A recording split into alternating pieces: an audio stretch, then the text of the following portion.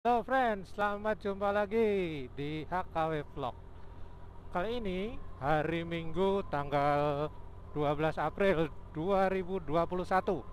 Kita ada rencana mau main ke Pantai Tengkolak. Pantai Tengkolak itu tepatnya ada di Cilamaya Wetan, ya. Seperti biasa, kita melalui jalur-jalur pedesaan yang hijau, yang menyegarkan pemandangannya.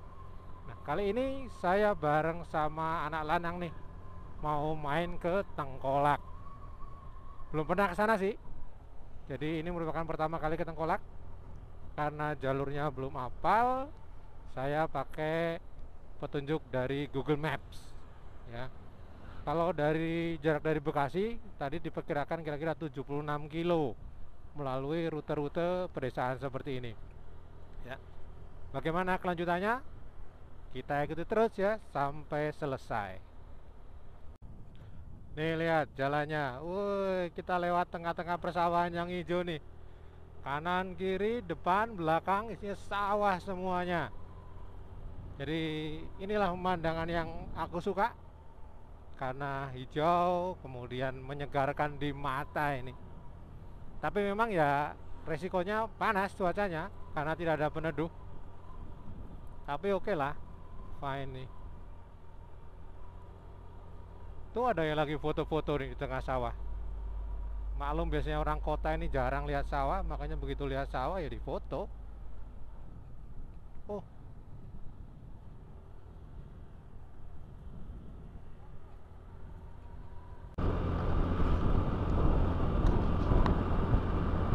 kita sekarang ada di jalan namanya Jalan Desa Tempuran. Jadi jarak dari tempat yang kita tuju kira-kira masih 28 kilo lagi atau kira-kira 30 sampai dengan 40 menit ya. Masih dengan suasana yang sama, daerah pedesaan, kanan kiri padi menghijau, kemudian ini di sebelah kiri ada saluran sungai. Dan untungnya di jalan ini lumayan banyak ya pohon-pohonan sehingga agak adem suasananya di sini dan jalannya cukup bagus. Ini kayaknya baru di beton nih, belum lama kayaknya nih. Kalau jalannya seperti ini saya kira nanti akan enak perjalanannya. Sekarang landscape-nya berubah. Kalau tadi kita lewat persawahan, sekarang kita benar-benar masuk ke perkampungan penduduk ya, yang banyak pekarangannya. Kanan kiri juga ada kali, satu saluran irigasi ya. Cukup banyak airnya ini kali ini. Untuk jalannya cukup untuk simpangan mobil dua ya. Tetapi ya pas-pasan nih, bener-bener pas-pasan. Kalau mau nyalip ya mungkin harus hati-hati satu persatu ya. Nah di ujung desa kita lihat ternyata ada persawahan lagi.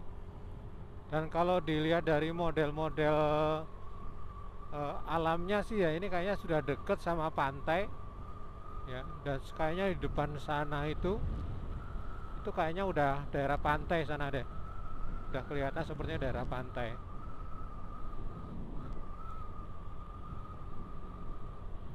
Wah ada orang sedang ngambil itu bibit tuh mau ditanemin persawahan ya.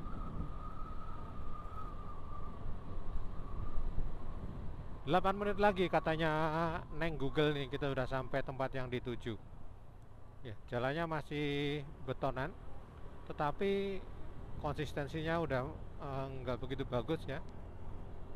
Ada yang mulai pecah-pecah dan ini kayaknya ada yang diperlebar. Dulu hanya aksesnya hanya cukup untuk satu mobil kayaknya. Persawahannya cukup luas ya, dan padinya udah mulai menghijau, sebagian sudah ditanam dan sebagian mulai masuk masa tanam. Wah ini ada traktor nih habis ngangkut benih padi ya. Sebelah kanan adalah pedesaan. Oh kita lihat di sini nih tuh, banyak orang lagi tandur pari ya. Cukup luas juga nih persawahannya, bagus.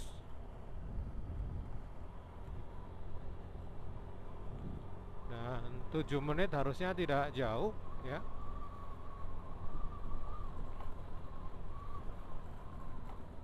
Iya, jalannya mulai nyempit-nyempit lagi, dan ini eh, bener-bener sempit.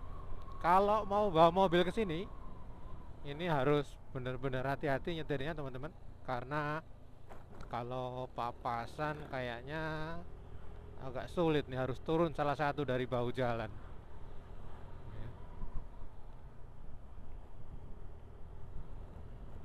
Wah, keren nih padinya nih, hijau, menghijau. Cuaca hari ini cukup cerah, cenderung panas, dan langitnya benar-benar biru, hanya sedikit awan ya teman-teman, sehingga cukup bagus ya. Kalau beberapa wilayah tadi ya, kita lihat persawahannya udah mulai kering. Padahal baru 1 bulan memasuki awal musim kemarau, tapi di daerah ini ketersediaan air cukup melimpah. Itu sebelah kanan ini air salurannya cukup banyak. Nah, karena airnya cukup banyak, ini membuat persawahannya cukup bagus ya.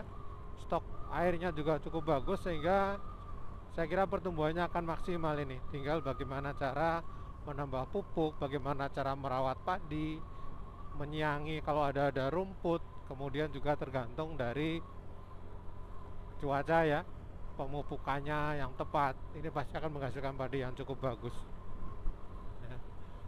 Itu di depan sudah mulai nampak bangunan-bangunan cukup tinggi, dan saya kira itu adalah perkampungan terakhir sebelum kita memasuki daerah pantai. Nah, itu kalau sebelah kanan depan itu ujung, kalau dilihat sih sepertinya barisan hutan-hutan bakau tuh. Hutan bakau berarti yang menandakan dari ini sudah dekat dengan pantai ya. Wah, ini jalannya benar-benar pas hanya untuk satu mobil. Susah kalau mau papasan ini, kayaknya harus ngalah salah satu nih, turun. Kita edit lagi nanti kalau udah deket pantai ya. Sekarang nggak bisa Pak, itu sampai sana penuh, kita harus putar balik kayaknya nih, karena kita hanya mengandalkan Google Maps. Kalau udah lagi ngomong kadang-kadang nggak konsen ya, kelewat tadi. Aduh. Oh, ada musola di sana. Kita dapat jembatan yang agak proper untuk diseberangin teman-teman. Kalau yang sana tadi itu, waduh, tinggi banget, nggak berani naiknya.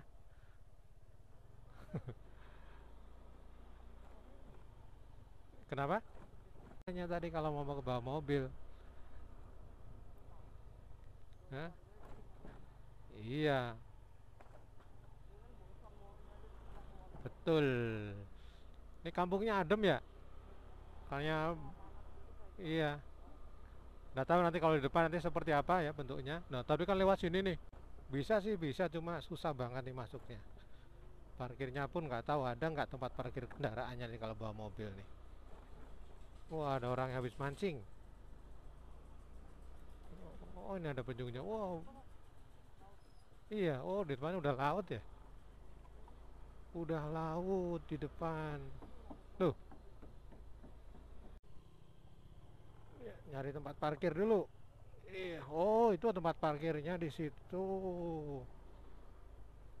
Oh ini yang di dekat rumah. Ini nih. Turun dulu, Bang.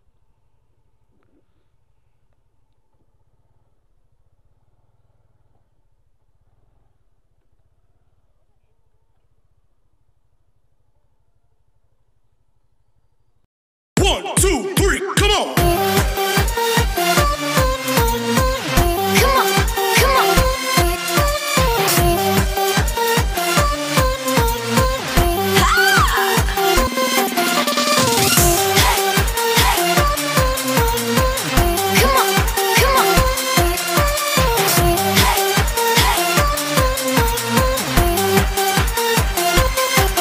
Ini hutan wisata Tangkolak, hutan wisata mangrove Tangkolak, berdekatan dengan muara sungai yang menjadi tempat untuk peristirahatan bagi kapal-kapal nelayan yang bersiap akan berlayar untuk mencari ikan ya.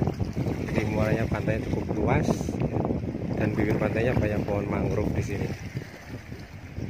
Pantainya pantai utara ya, jadi ombaknya tidak terlalu besar Dan berdasarkan informasi yang saya dapat, ini kawasan ini akan dijadikan sebagai kawasan wisata terpadu oleh Pemda Karawang dan diharapkan bisa ready pada tahun 2023 sudah selesai.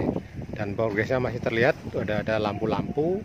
Kemudian di sini juga terlihat hutan mangrove yang cukup tebal yang dikelola oleh kalau tidak salah tadi oleh Universitas Indonesia bekerjasama dengan Pemda sekitar Karawang di sini. Oh, lihat sana, lihat laut lepasnya tuh, cakep tuh. Masukin sini. Oh, ini lokasi pembibitannya, ini pembibitan mangrove. Ini mangrove semua dong. Iya, jadi ini adalah bibit-bibit bakau ya, yang ditanam dalam bentuk persemaian. Nah, kalau udah seperti ini nanti udah besar, siap untuk ditanam di tengah laut seperti petakan-petakan yang ada di laut tadi. Ya. Ini diupayakan oleh penduduk setempat dan ini merupakan contoh yang baik untuk proses perlindungan alam. Ya. Ya, ini adalah hutan mangrove di sekitar daerah Tangkolak, letaknya di Cilamaya Wetan. Ya, jadi pantainya adalah pantai utara, kemudian di hutan ini juga ada pembibitan bakal mangrove ya, yang sudah mulai ditanam. Dan ini hasilnya nanti diharapkan kira-kira 5-10 tahun ke depan akan menjadi hutan mangrove yang lebat, sehingga diharapkan mampu untuk mengurangi abrasi. Ya, mengurangi abrasi juga sebagai tempat untuk pembibitan ikan. Kan itu tuh, ikan yang bisa jalan tuh. Ikan itu ikan. Ya kayak salamander, ikan apa itu namanya tuh? Ikan berkaki. Coba difoto Pak, di zoom Pak, di zoom. Ini yang hanya kita lihat di TV-TV, ternyata di sini ada. Susah. Ya. Oxalot. Iya ini, itu. Di zoom. Nggak bisa, nggak. Nah, dengan adanya mangrove ini nanti diharapkan abrasi pantai utara yang terjadi cukup masif, ini paling tidak bisa dicegah atau bisa dikurangi lah. Jangan sampai nanti kerusakan lingkungannya menjadi semakin parah, karena sebagian besar di pantai utara itu mengalami abrasi. Bahkan tidak jarang desa-desa yang tadinya ada di pinggir pantai sekarang posisinya udah ada di tengah laut. Bahkan dulu yang jarak bibir pantai dari desa itu sekitar 1 km, sekarang pantainya udah hilang entah kemana, masuk ke dalam posisi laut. Dan dengan cara seperti ini nanti diharapkan nanti kelestarian hutan mangrove akan terjaga. Kemudian juga fungsi hutan mangrove sebagai salah satu tempat untuk pembesaran bibit-bibit ikan menjadi terjaga, sehingga nanti kelestarian alam akan semakin bagus dan hasil tangkapan nelayan bisa menjadi pulih kembali seperti sedia kala.